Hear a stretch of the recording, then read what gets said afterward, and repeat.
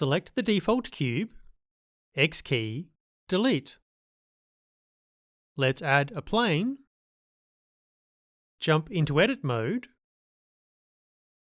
and view from the top to make selecting a little easier.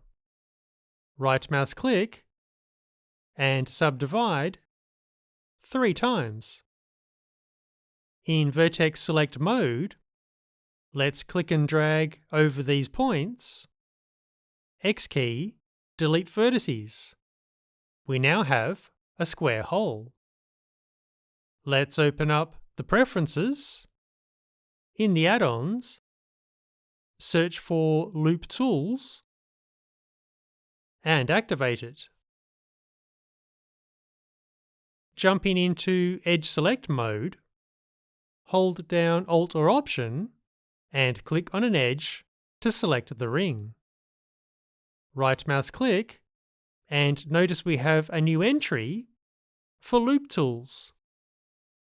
Click on Circle and check this out. If we immediately click on the word circle, we can make some changes.